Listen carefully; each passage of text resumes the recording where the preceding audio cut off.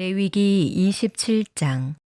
여호와께서 모세에게 말씀하여 이르시되 이스라엘 자손에게 말하여 이르라.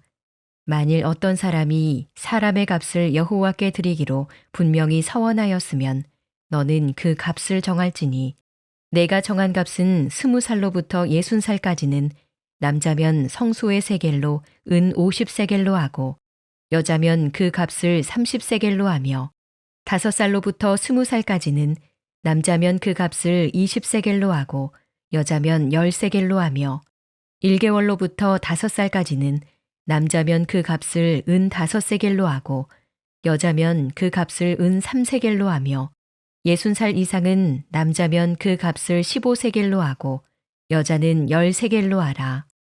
그러나 서원자가 가난하여 내가 정한 값을 감당하지 못하겠으면 그를 제사장 앞으로 데리고 갈 것이요 제사장은 그 값을 정하되 그 서원자의 형편대로 값을 정할지니라. 사람이 서원하는 예물로 여호와께 드리는 것이 가축이면 여호와께 드릴 때는 다 거룩하니 그것을 변경하여 우열간 바꾸지 못할 것이요 혹 가축으로 가축을 바꾸면 둘 다 거룩할 것이며 부정하여 여호와께 예물로 드리지 못할 가축이면 그 가축을 제사장 앞으로 끌어갈 것이요 제사장은 우열간의 값을 정할지니 그 값이 제사장의 정한 대로 될 것이며 만일 그가 그것을 물으려면 내가 정한 값에 그 5분의 1을 더할지니라. 만일 어떤 사람이 자기 집을 성별하여 여호와께 드리려 하면 제사장이 그 우열간의 값을 정할지니 그 값은 제사장이 정한 대로 될 것이며 만일 그 사람이 자기 집을 물으려면 내가 값을 정한 돈에 그 5분의 1을 더할지니 그리하면 자기 소유가 되리라. 만일 어떤 사람이 자기 기업된 밭 얼마를 성별하여 여호와께 드리려 하면 마지기 수대로 내가 값을 정하되 보리 한 호멜지기에는 은 50세겔로 계산할지며 만일 그가 그 밭을 희년부터 성별하여 드렸으면 그 값을 내가 정한 대로 할 것이요 만일 그 밭을 희년 후에 성별하여 드렸으면 제사장이 다음 희년까지 남은 연수를 따라 그 값을 계산하고 정한 값에서 그 값에 상당하게 감할 것이며 만일 밭을 성별하여 드린 자가 그것을 물으려면 내가 값을 정한 돈에 그 5분의 1을 더할지니 그리하면 그것이 자기 소유가 될 것이요 만일 그가 그 밭을 무르지 아니하려거나 타인에게 팔았으면 다시는 무르지 못하고 희년이 되어서 그 밭이 돌아오게 될 때에는 여호와께 바친 성물이 되어 영영이 드린 땅과 같이 제사장의 기업이 될 것이며 만일 사람에게 샀고 자기 기업이 아닌 밭을 여호와께 성별하여 드렸으면 너는 값을 정하고 제사장은 그를 위하여 희년까지 계산하고 그는 내가 값을 정한 돈을 그 날에 여호와께 드려 성물로 삼을지며 그가 판 밭은 희년에 그 판 사람 곧 그 땅의 원주인에게로 되돌아갈지니라. 또 내가 정한 모든 값은 성소의 세겔로 하되 20게라를 한 세겔로 할지니라. 오직 가축 중에 처음 난 것은 여호와께 드릴 첫 것이라. 소나 양은 여호와의 것이니 누구든지 그것으로는 성별하여 드리지 못할 것이며 만일 부정한 짐승이면 내가 정한 값에 그 5분의 1을 더하여 물을 것이요 만일 무르지 아니하려면 내가 정한 값대로 팔지니라. 어떤 사람이 자기 소유 중에서 오직 여호와께 온전히 바친 모든 것은 사람이든지 가축이든지 기업에 바치든지 팔지도 못하고 무르지도 못하나니 바친 것은 다 여호와께 지극히 거룩함이며 온전히 바쳐진 그 사람은 다시 무르지 못하나니 반드시 죽일지니라. 그리고 그 땅의 10분의 1, 곧 그 땅의 곡식이나 나무의 열매는 그 10분의 1은 여호와의 것이니 여호와의 성물이라. 또 만일 어떤 사람이 그의 11조를 물으려면 그것에 5분의 1을 더할 것이요 모든 소나 양의 11조는 목자의 지팡이 아래로 통과하는 것에 10번째의 것마다 여호와의 성물이 되리라. 그 우열을 가리거나 바꾸거나 하지 말라. 바꾸면 둘 다 거룩하리니 무르지 못하리라. 이것은 여호와께서 시내 산에서 이스라엘 자손을 위하여 모세에게 명령하신 계명이니라.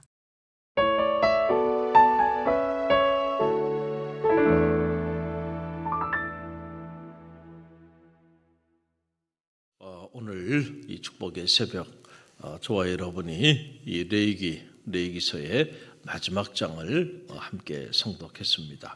이 레위기의 은혜, 레위기의 축복이 여러분의 삶의 자리 가운데 가득 흘러 넘치게 되기를 주님의 이름으로 간절히 축원드립니다. 우리가 하나님의 말씀을 많이 아는 것도 중요해요. 그러나 알기만 하고 그 말씀대로 살지 않으면 아무 소용이 없습니다. 저는 여러분이 이제 레위기서를 묵상한 사람으로서 여러분의 삶 자체가 정말 하나님과 사람 앞에 경건하고 거룩한 삶으로 변화되어지는 그런 역사가 있게 되기를 간절히 바랍니다. 오늘 레위기 27장 말씀이에요. 자, 레위기 27장의 말씀을 묵상해 보면, 자, 이 레위기 27장, 레위기의 마지막 장이죠.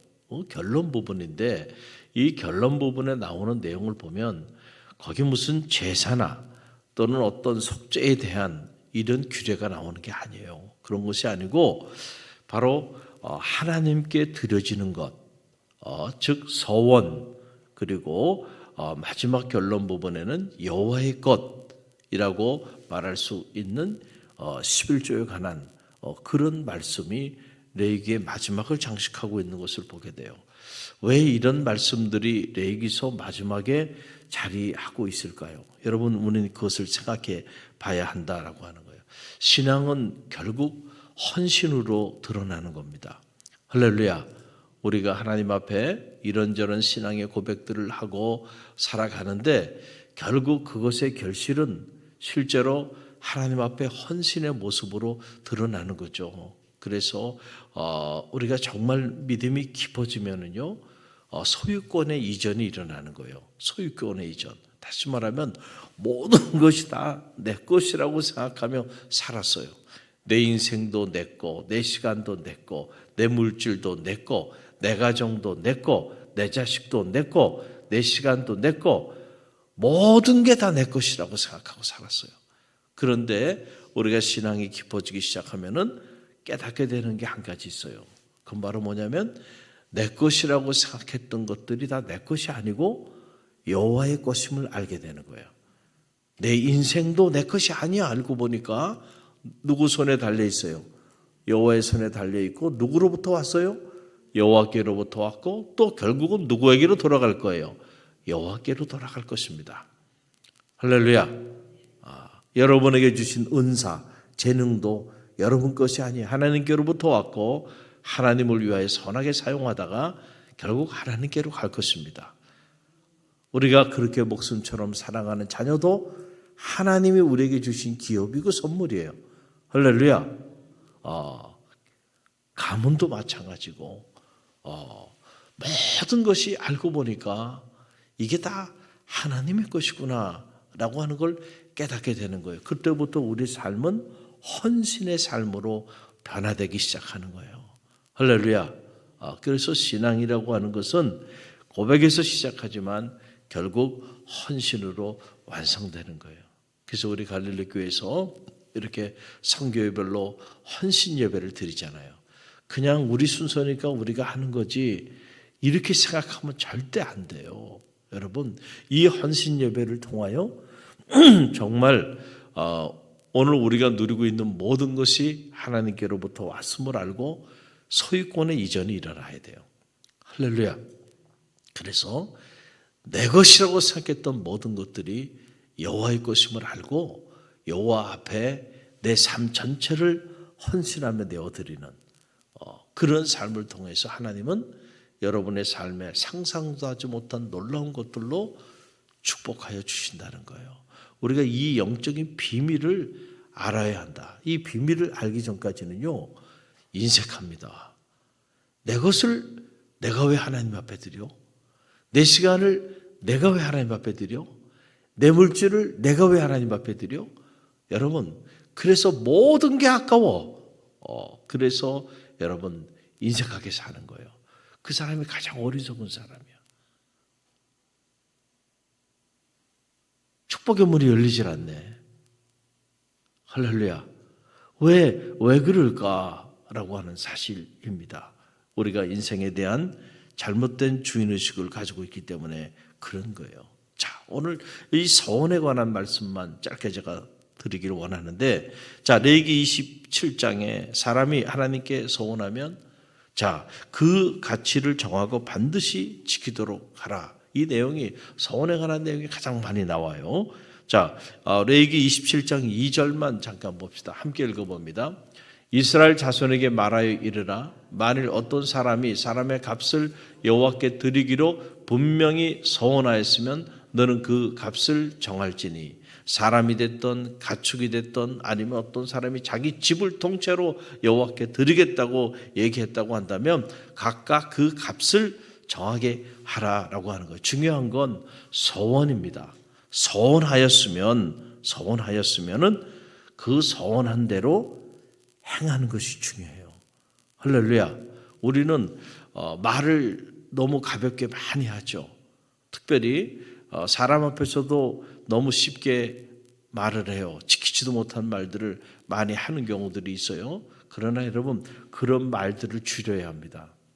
한 번 말했으면요, 내가 손해를 봐도 그걸 지켜야 돼. 그래야 신용이라는 게 생기는 거예요. 아, 저 사람은 한 번 말하면 반드시 하는구나. 그럼 그 사람을 믿는 거예요. 그런데 겪어보는 겁니다. 말은 잘해. 그런데 지나고 나서 보니까 그 사람은 그 말대로 지키는 게 없어. 아하, 저 사람은 말뿐이구나.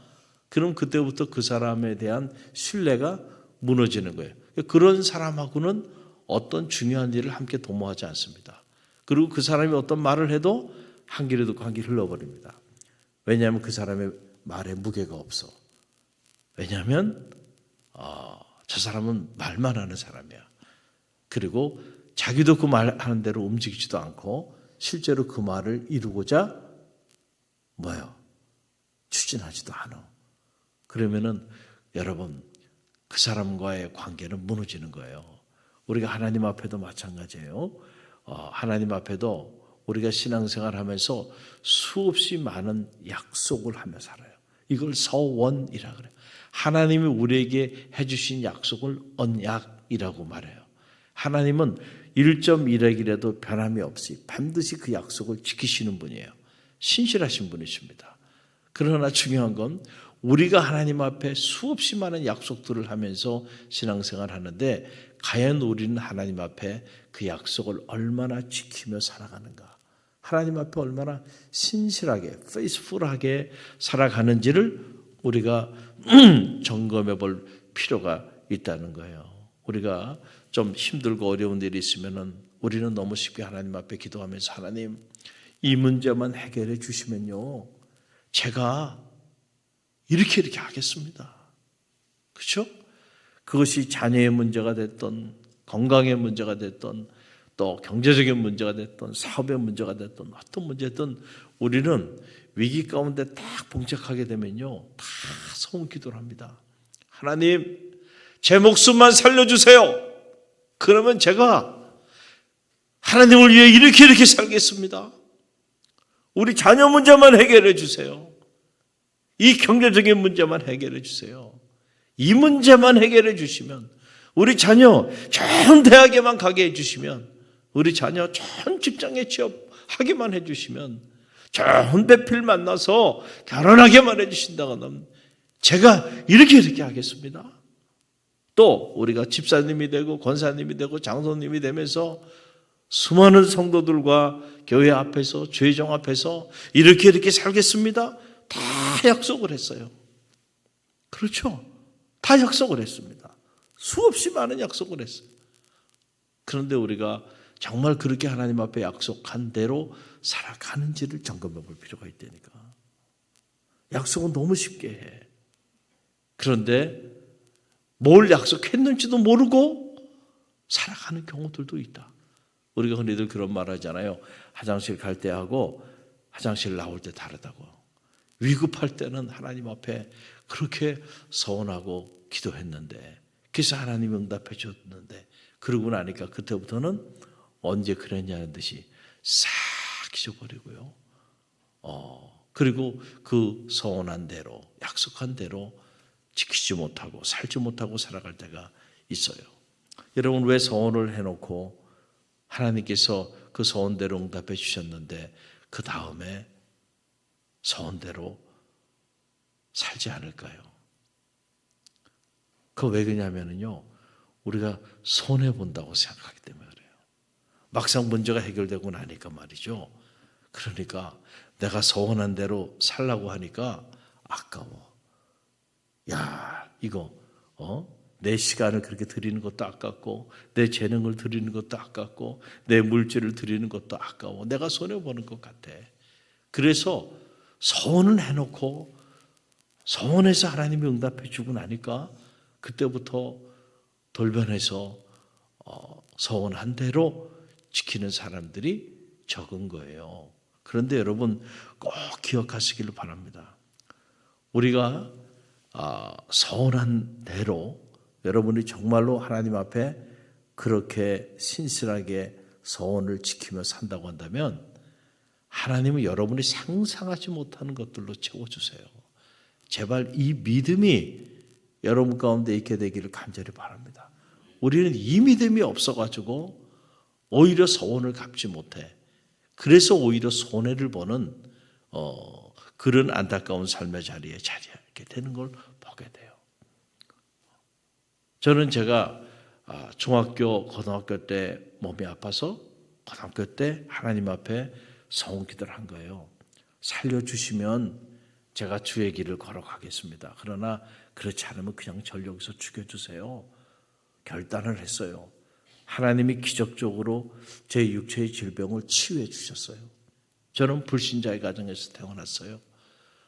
그래서 그럼에도 불구하고 하나님 앞에 서원했기 때문에 나는 주의 길을 가야 될 사람이야. 내 인생은 이제 성직자의 삶을 살아야 해. 부모님이 반대하고 학교에서 반대했지만은 그럼에도 불구하고 저는 주의 길을 갈 것을 결심하고 약속한 그대로 그 서원을 지켰어요. 할렐루야. 돌아보면 제 인생에 가장 잘한 거 한 가지가 있다고 한다면 제가 서원을 지킨 거야. 이 서원을 지킨 거야.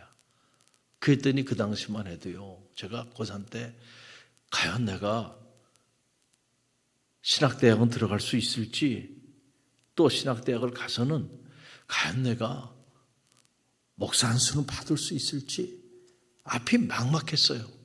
왜냐하면 당시에는 지금은 이렇게 교회에서 이렇게 전도사님으로 이렇게 봉사하면 수련 목회 과정이라 그래서 다 진급이 되고 목사 안수도 받고 다 하지만 그때는 이런 제도가 없었어요. 그래서 무조건 다 담임 목회를 했어야 돼요. 담임 목회. 담임 목회를 나가서 3년, 4년, 5년 이렇게 단독 목회를 해야만 감리교 목회자로서 진급이 됐었어요. 그런데 여러분, 온 집안이 불신자의 가정이야. 내가 신학대학을 다닌다고 해서 어디 담임 목회를 나갈 길이 어디 있습니까? 그러고 보니까 목회자 자녀들은 보니까 무슨 기도원에도 이름을 걸어놓고 뭐 여기도 걸어놓고 여기도 걸어놓고 보니까 다 그렇게 해가지고 진급들을 하더라고요. 그런데 아니 아무도 기도해 주는 사람도 없고 밀어주는 사람도 없는데 야, 내가 신학대학을 들어오긴 했지만은 목사 안수를 받는다는 거는 이건 꿈 같은 일이구나. 저에게는 너무 막막했던 일이에요. 그런데 여러분 지금 와서 보니까 말이에요. 하나님이 축복해 주기 시작하는데 할렐루야. 제가 20대 꾸었던 꿈들 그 모든 꿈을 30대 40대에 다 이루어졌어요.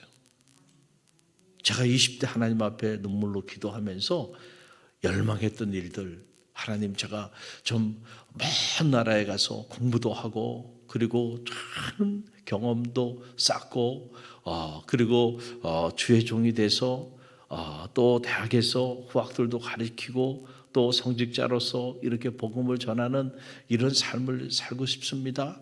그렇게 간절히 기도했는데 제가 상상한 것보다 더 큰 놀라운 축복을 허락해 주셨어요. 세계 최고의 대학에서 공부하고 박사학위를 받게 해줬어요.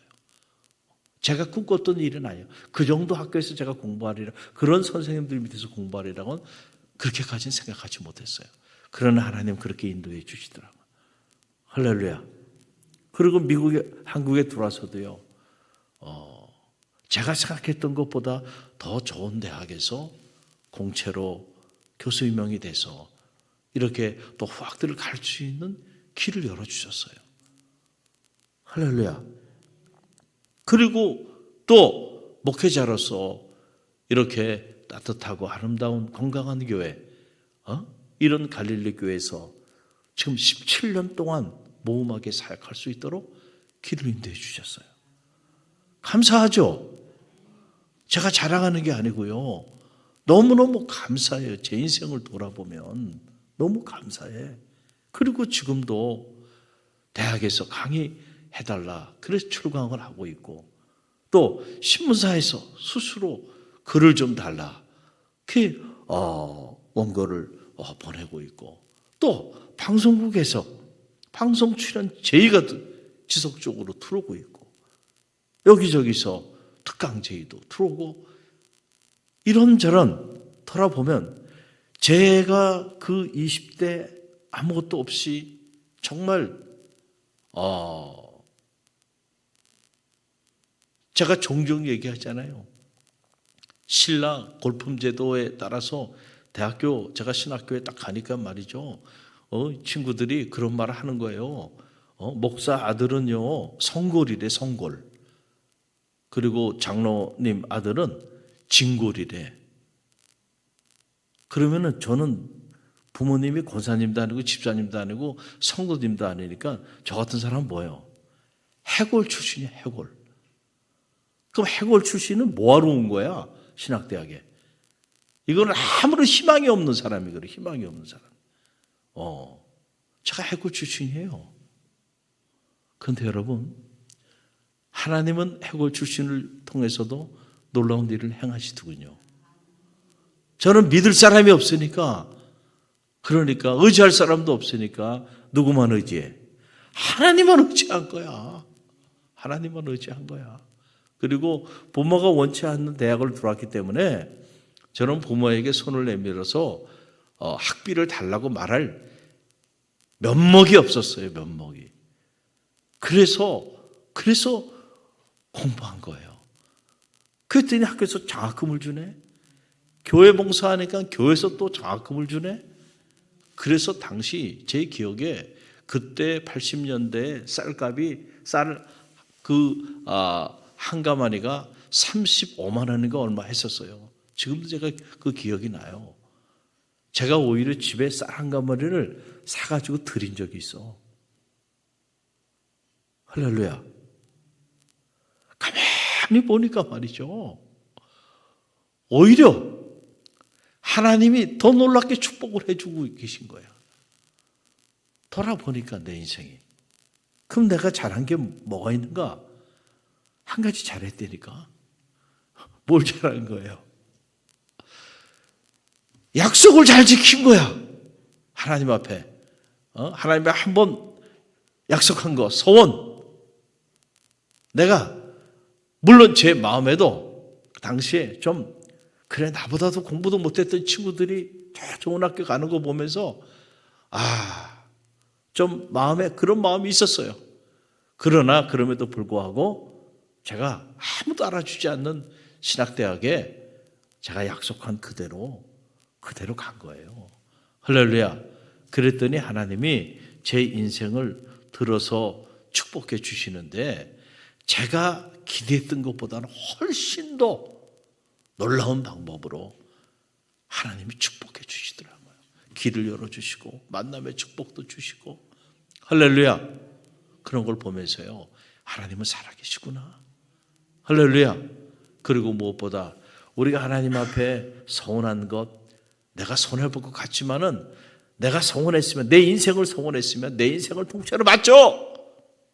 그러면 내 인생이 사라지는 것이 아니고 하나님이 내 인생을 당신의 것으로 삼으셔서 정교하게 들어 사용하여 주신다는 거예요.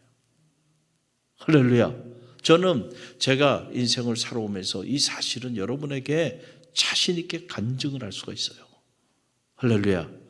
여러분들이 신앙생활 하면서 수없이 많은 하나님 앞에 약속을 하고 서원을 하며 살아가는데 한번 돌아보세요. 여러분이 서원했던 것들을 여러분은 얼마나 지키고 살아가고 있는지를 한번 점검해 보시고, 결국 우리의 믿음은요, 하나님 앞에서의 헌신이야. 할렐루야. 헌신을 약속했다고 한다면 여러분 그 약속을 지켜보세요. 그럼 하나님은 여러분을 통하여 얼마나 놀라운 일을 행하시는지 여러분 자신이 증인이 되고 여러분 자신이 간증자가 될 줄로 저는 확신합니다. 오늘 레위기 27장은 하나님 앞에 헌신으로 레위기의 문을 닫습니다. 수없이 많은 규례들, 수없이 많은 율례들, 수없이 많은 말씀들을 레위기를 통해서 배웠어요. 어떻게 인생의 광야를 지나야 할지. 이 모든 것들이 결국 하나님 앞에 드려지는 헌신으로 결론을 맺게 된다라고 하는 거예요. 우리에게 주어진 이 짧은 생에 여러분 하나님 앞에 멋있게 헌신해 보세요.